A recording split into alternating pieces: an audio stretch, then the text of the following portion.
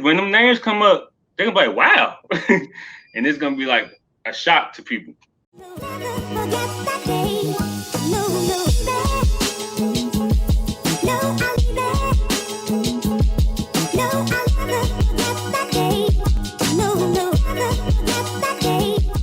What's going on, everybody? Welcome to another episode of Control the Narrative, episode 49, almost up to the big 5-0. We're a podcast where we control the narrative that the media creates. If you're new around here, subscribe to catch our weekly podcast. And if you're a subscriber, if you're a local around here, we appreciate your attention. As always, season is 2 days away as of this recording. This is going to be releasing the night of the Portland Trail Blazers Carmelo Anthony's first game of the 2020-2021 season. So I got somebody on that has a flight to catch in about 2 hours. So just want to get him on and just want to hop right into it. Mr. Versatility 23, what's going on, bro? What's up? Appreciate you taking some time. Yeah, of course, man. Appreciate you taking some time out when you're going to be thousands of feet in the air in about 2.5 hours, 3 hours. So it means a lot, man. No problem.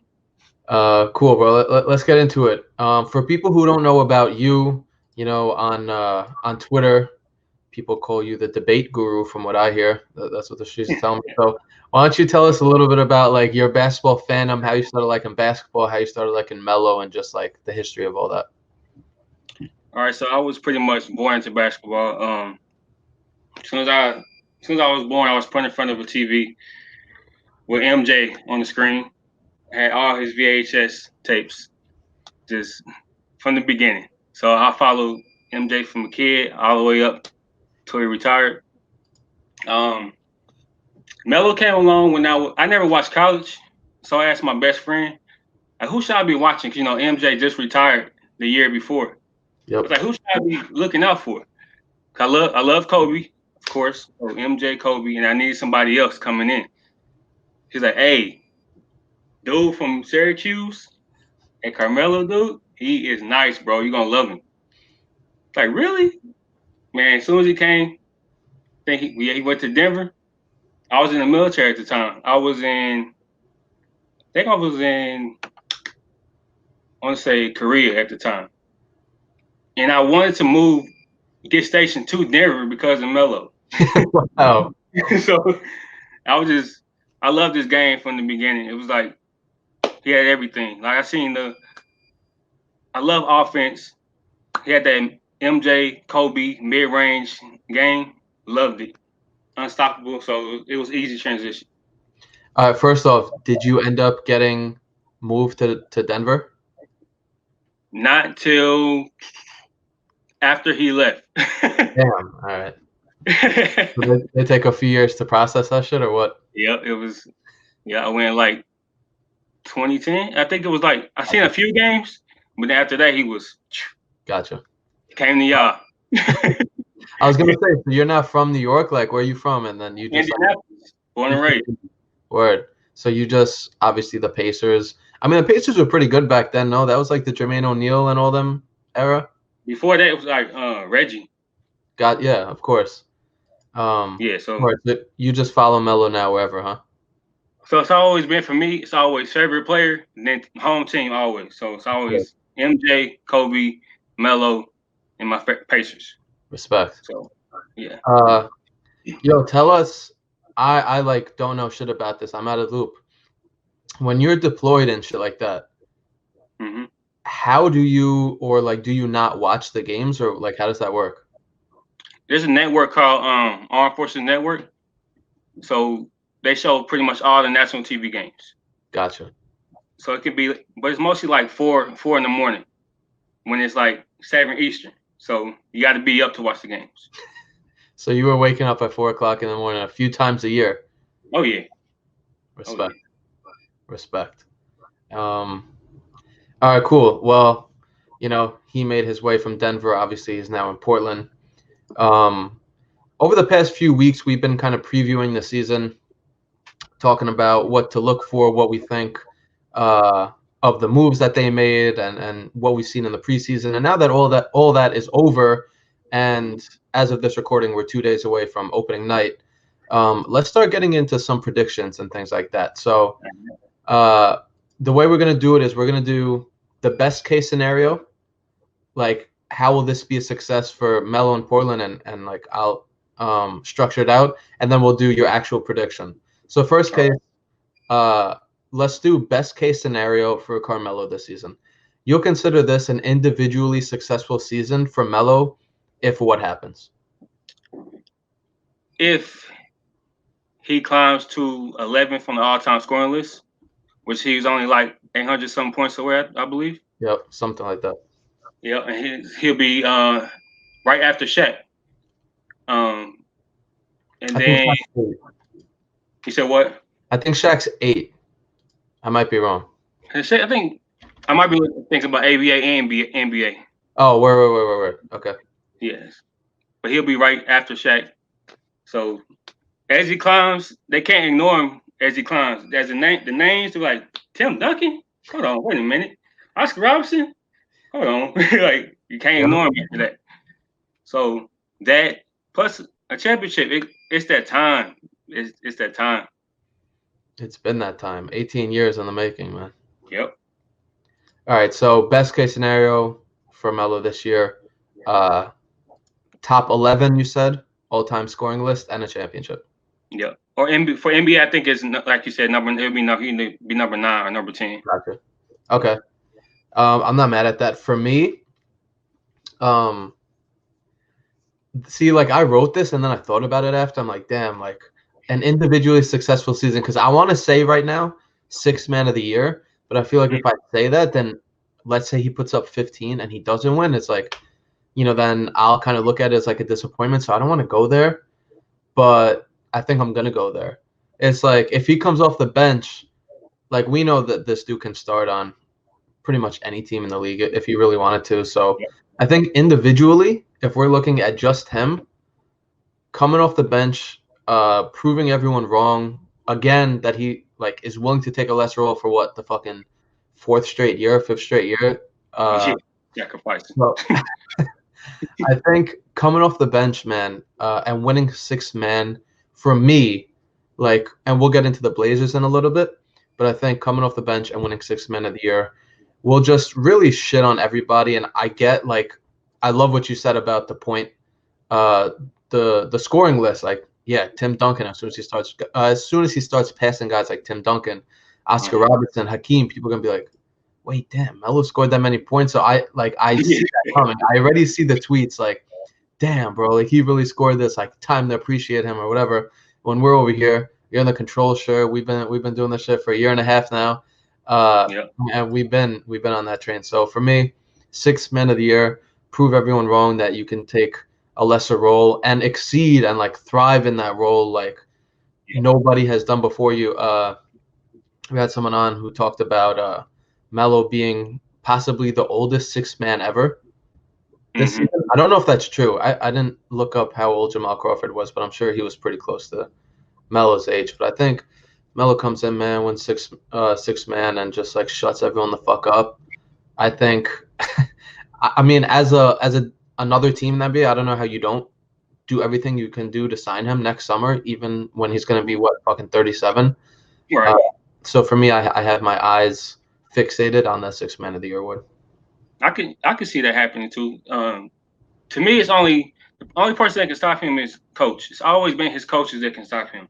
It's not his talent. It's not no defense. It's always been coaches. What do you think of how Stats has handled him since he's been in Portland? He does good sometimes. I think he pulls him a lot. Like he can be rolling. I think he has like this thing of, I want you to average 15 and nothing more, and I want you to score like 27 when you're hot and nothing more. It's like I gotta be watching like, dang, keep him in the game, keep going to him. I'm like, nah, that's like his limit right there.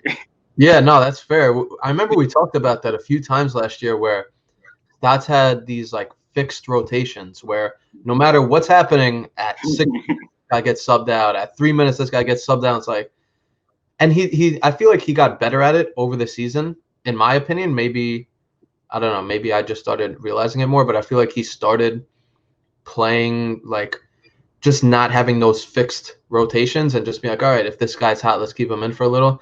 I feel like it was never Melo. Like Melo caught fire a few times and it was just like he would still get pulled. I'm like, bro, come on, like let the fucking guy score.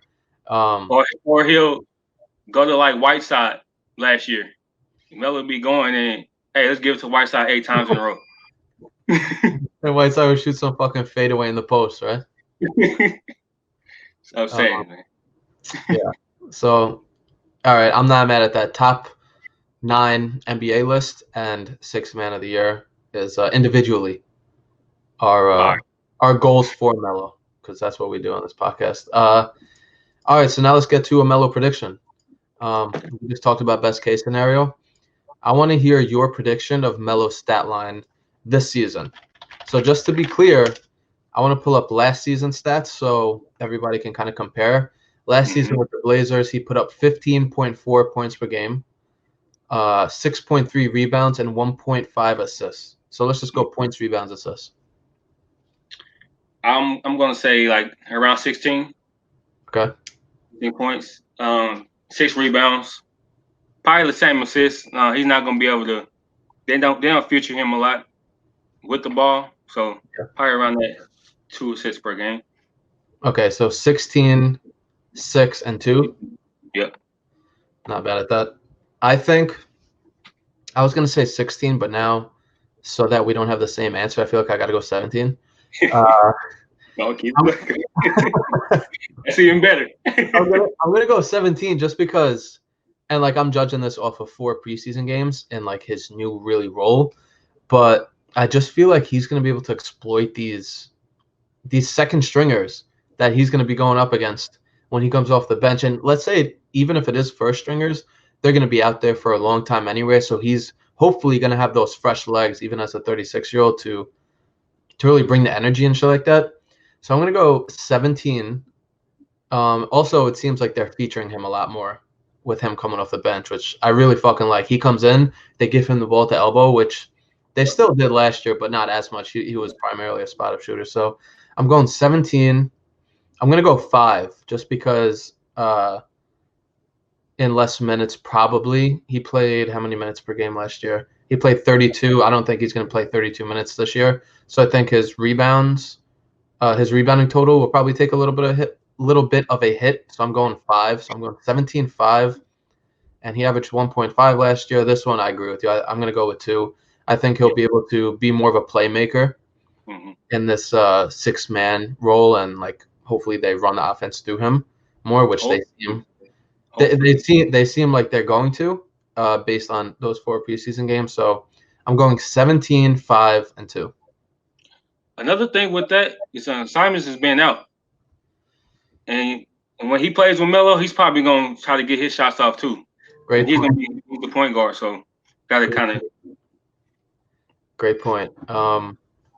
Yeah, that dude comes in and he just has one thing on his mind, and that's shut the fucking ball. And like I don't think he's a bad player, Simons. Like I feel like for the right team, like if a guy needs somebody who come in and score off the bench, that's cool. It's just this Portland team, they have Dame, CJ, Melo, like they don't need another scorer. They need somebody. Still, I've been saying over the past few weeks, if they had a veteran point guard on this team, I would feel so much more confident in them this season. But yeah, that's a good point about Simons. I didn't even think about it. He probably takes 6 shots a minute, and that takes away from. So we'll see. We'll see what happens when the regular season rolls around. Speaking of the team, the Portland Trail Blazers, we just talked best case scenario with Melo and a prediction for Melo. Now let's talk best case scenario for the Blazers. I think we know best case scenario is them winning the championship. Yep. So the way I phrase this is the Portland Trail Blazers will win the championship if blank. Healthy. Definitely healthy. It seems like they've been plagued with injuries. And this year they got the depth, like every position they can go with it with anybody. I don't see a roster out there that can just dominate them. What about the Lakers? Nah. You don't think so? I think people say they got better. I think they regressed. They lost Dwight Howard and Rondo, the X factors of last year. I mean, I fucking hate the Lakers, but like Schroeder and Montrezl Harrell, those two pretty good pickups. And Gasol, more Gasol. Well, Schroeder, he wants, like, I think he came out and said, like, I'm not coming off the bench or whatever, like that. I think he did say, I want to start. He needs the ball, and LeBron, he always has the ball.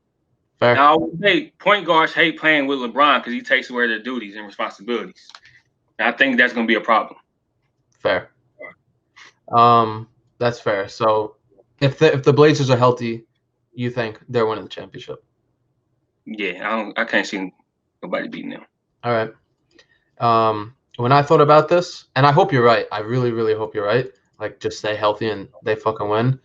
I think they'll win if Damian Lillard is MVP. And I think it's possible. I feel like, obviously, we know what the fuck he was doing in the bubble, going crazy, scoring, fucking 60 points every other game. I think if he is able to maintain that level of play, and obviously he's not going to score fucking 60 points a night, but if he's able to average 30 points a game, I don't know, 9 assists, 10 assists, and like 6 rebounds or some shit like that, and he wins MVP because, like, you look at the Bucks. The Bucks got some more pieces around Giannis. They got Drew Holiday. Who else did they get? I'm blanking out. They got a few other guys. No. They got Middleton. They were gonna get Bogdan, but they didn't get him. So maybe the only guy they got was Drew, but he's gonna take over some of the ball handling responsibilities from Giannis, I'm sure. So maybe his numbers take a dip. LeBron, another year with AD, and now you have these other guys who are really offensive minded, like Schroeder, and especially Montrezl Harrell. So I feel like that's gonna take a little bit from LeBron.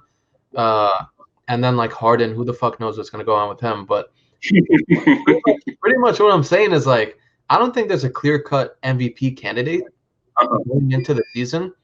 And if Dame could play even close to what he was playing like in the bubble for the majority of the season, and he's a top 5 player, top 3 maybe in the league this season, like you said, this Blazers team is fucking deep at every position.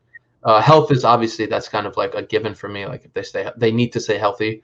But also, like, they have way more depth, like you said.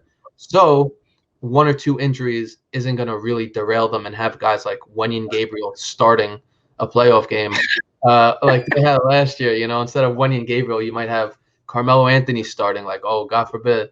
So I think this season kind of is dependent on Damian Lillard. I feel like you know what you're going to get out of CJ McCollum, Robert Covington, Nurkic, if he's healthy, Cantor, and guys like that. And even Melo, really. Like, you know he's going to come in and just get buckets. Yeah, we all know that. We've seen that for fucking 18 years and counting.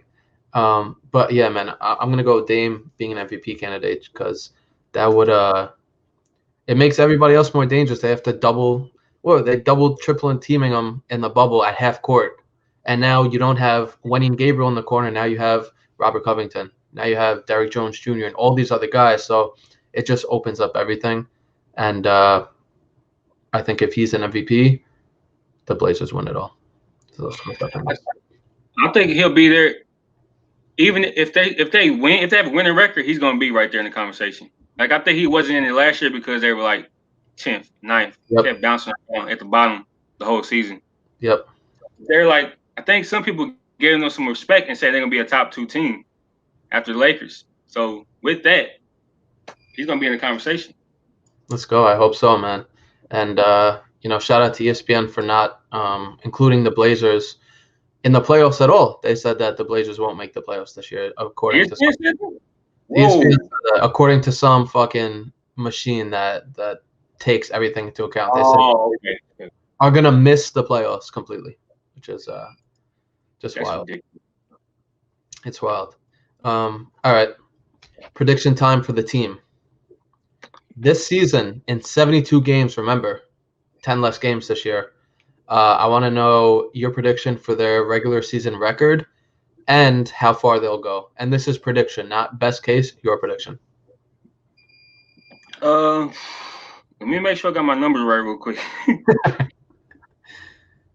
72. Obviously, they took away 10 games. You want me to go Yep. first? I'm going 48. 48? 48 and 24.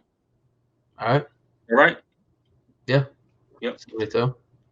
48 and 24. Yep. And what do you think they're going to do in the playoffs? I'm going to say everything, all healthy. I'm going to say Blazers in 6.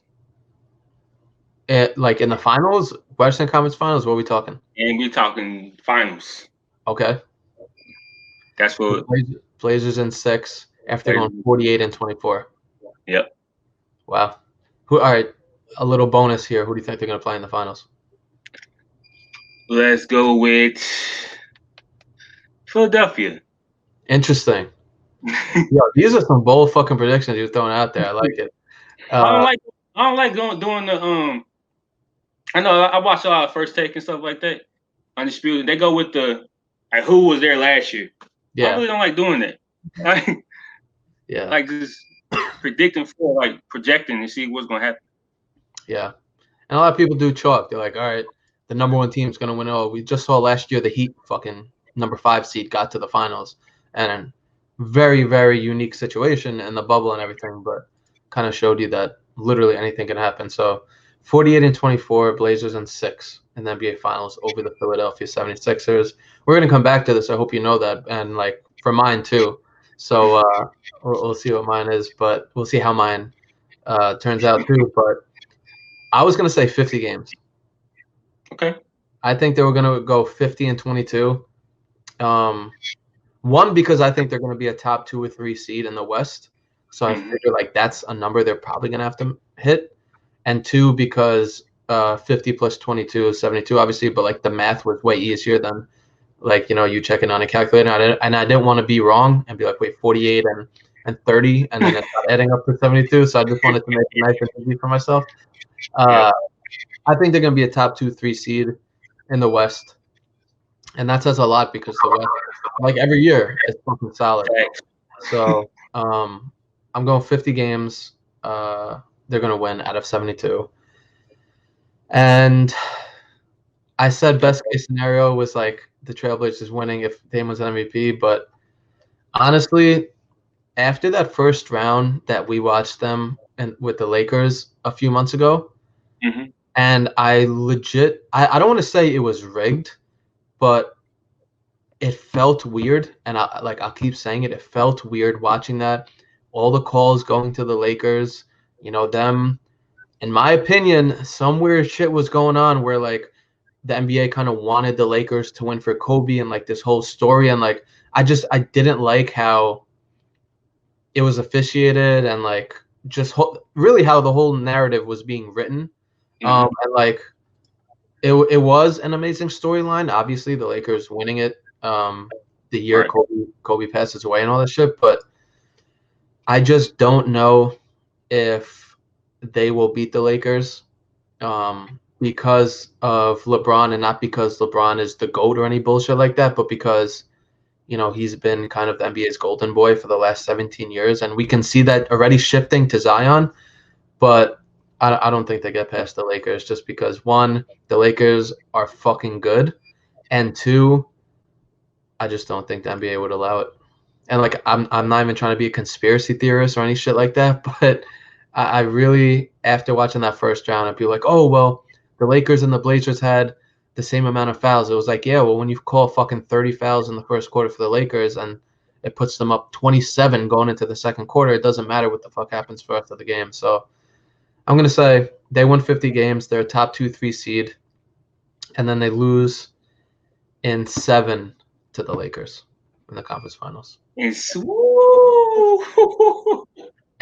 don't want to say it, like it really hurts to say it, and I hope I'm wrong, and I pray to God that you're right. But I just don't think the NBA will allow it. Game 7, clutch time, Melo and Dame. I know. The refs are gonna get involved, and I see it. I visualize it right now. LeBron going in the paint, some guy breathing on him. And him going to the line. I just see it, and it hurts me to say that, and I really, really, really hope I'm wrong, and I hope you're right. I hope the Blazers stay healthy. I hope Dame is an MVP candidate, and I hope they win it all. But I believe the conspiracy too, because it was just, a lot of people were just saying it on the internet like they're gonna win because of what happened with Kobe. It's like everybody was saying it. it was already Even when the Blazers moved hotels, they were in the bubble. Then after they played game 1 of the first round, they moved them. They moved their hotel to Did they? I where didn't know Lakers that. were, and that's when everything started. Wow, I literally didn't even know. So was they weird. were. Wait, they were. You didn't know that? No, wait, they were not in the hotel room with the not hotel room. They were not in the hotel with the Lakers, and then they moved them into that, or vice versa. Yeah, they were in the hotel with the teams that were outside the top 8. Right. So they were by themselves after the playing games. Right.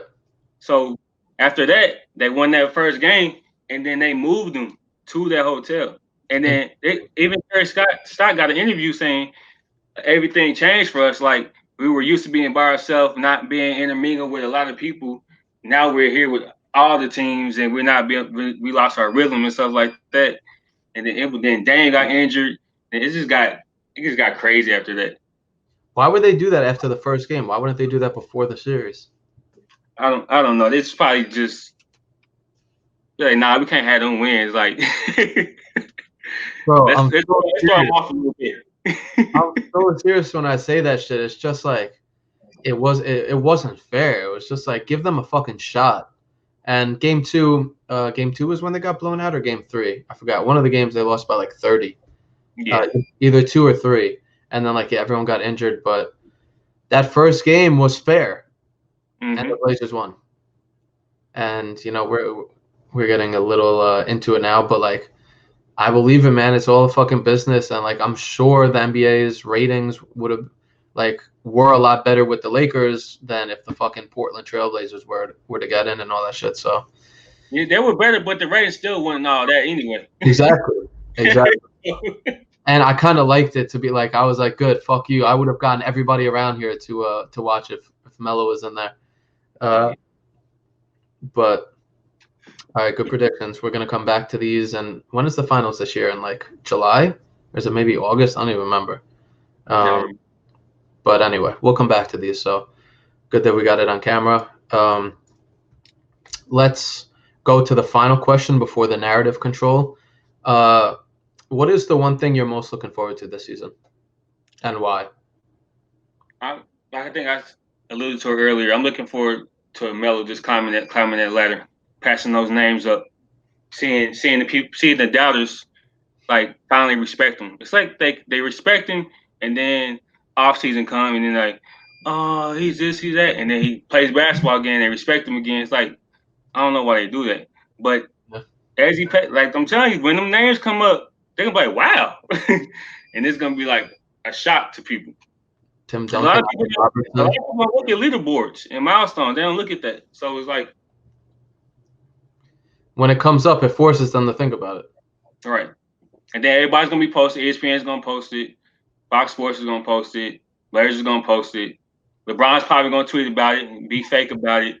I see that tweet already. Yeah.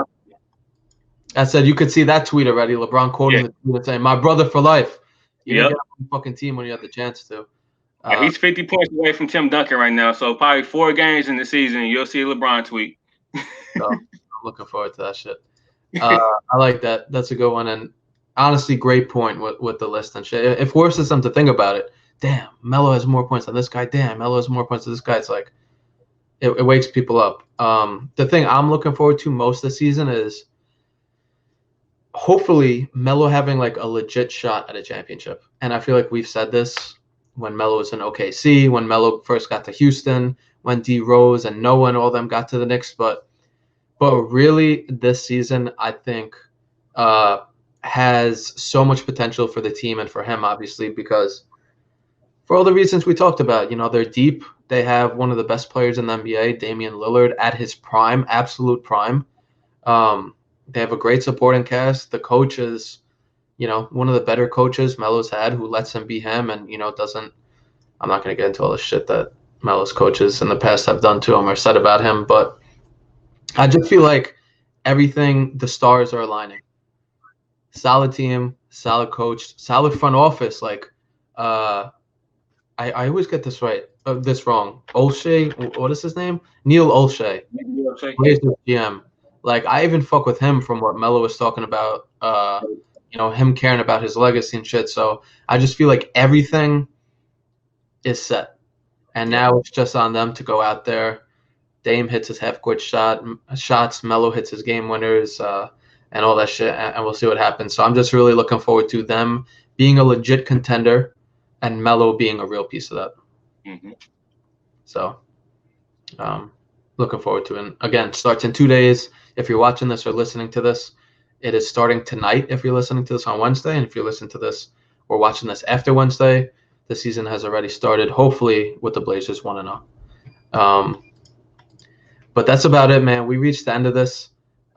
Before we end this off, we give everyone the opportunity to control a narrative. So it doesn't have to be basketball related, doesn't have to be sports related. And with that being said, I'm just going to give you the floor and let you do your thing.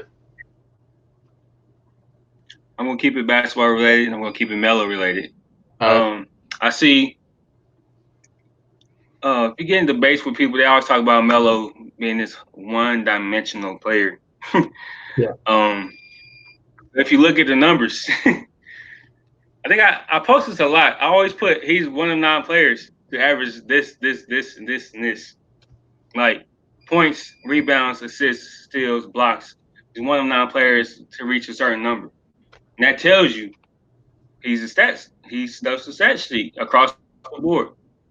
So I just want, like, he may pass people on the scoring list, but I also want people to see that compared to other small forwards, like, I think people compare him to LeBron so much that they try to underrating Melo extremely.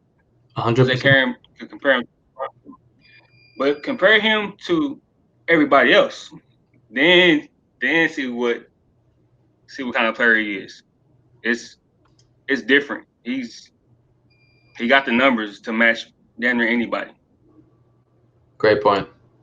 Everybody for obvious reasons, compares him to LeBron, them being in the same draft, top 3 picks and shit like that. But at the end of the day, yeah, when you compare him to even guys like Tim Duncan, Hakeem, and all these guys who are absolute icons, absolute legends in this game, who he's gonna pass this year. And like on the scoring list, yes, but also like you mentioned, he's a great rebounder.